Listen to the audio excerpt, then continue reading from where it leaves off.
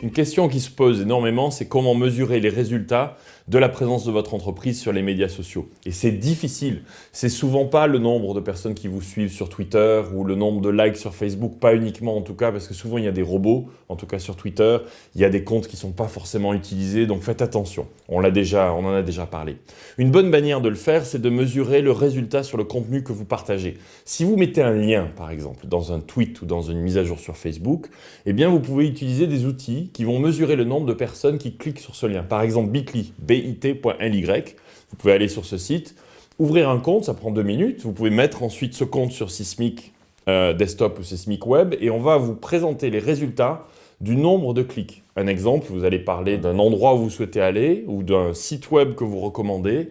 Vous allez pouvoir avoir le nombre de personnes qui ont cliqué, à quelle heure ils ont cliqué, comment ça se propage et même parfois les pays et les langues dont les personnes parlent.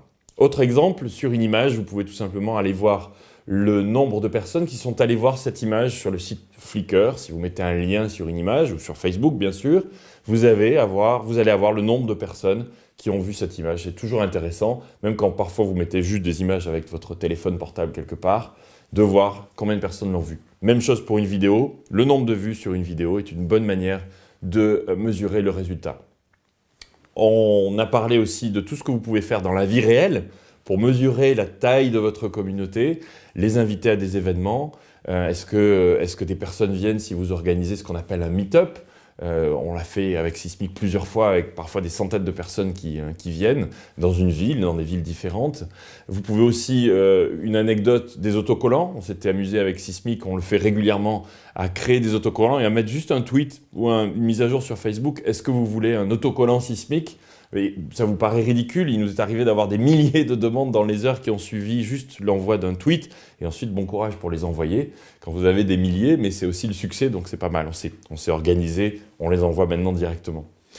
Une autre manière de mesurer sur Internet, c'est le sentiment. C'est beaucoup plus difficile. Est-ce que ce dont on parle a un sentiment positif ou négatif sur votre marque? Vous savez, quand vous mesurez le nombre de mentions de votre marque sur les moteurs de recherche, donc sur Twitter, search.twitter.com, ou sur Sismic, vous tapez votre marque et vous regardez ce qu'on dit de vous, quelle fréquence, combien de fois on parle de votre marque ou pas. Si on en parle beaucoup et en négatif, ce n'est pas forcément une mauvaise nouvelle, ça veut dire que les gens s'y intéressent. Moi, je préfère toujours qu'il y ait beaucoup de négatifs que rien, parce qu'au moins vous pouvez répondre et améliorer votre produit. Un standard de l'influence s'appelle Klout, c'est un service qui est basé à San Francisco, ce sont des amis, klout.com, intégré là aussi à Sismic. Sous chaque tweet, vous allez voir un petit K sur les versions web et desktop dans lequel vous avez le standard de l'influence. C'est un score de 0 à 100 qui va indiquer comment vous êtes influent ou pas. Ce standard est défini, évidemment, on peut toujours en débattre, mais il est défini sur non pas le nombre de personnes qui vous suivent, mais sur votre capacité à propager l'information. C'est-à-dire que si vous tweetez ou si vous mettez quelque chose sur Facebook, est-ce que c'est retweeté, le nombre de retweets, le nombre de fois où ça se propage, le nombre de likes, est-ce que d'autres personnes retweetent et ont eux-mêmes une influence? Et puis, quelle est votre régularité? C'est assez intéressant de voir ce score, c'est klout.com.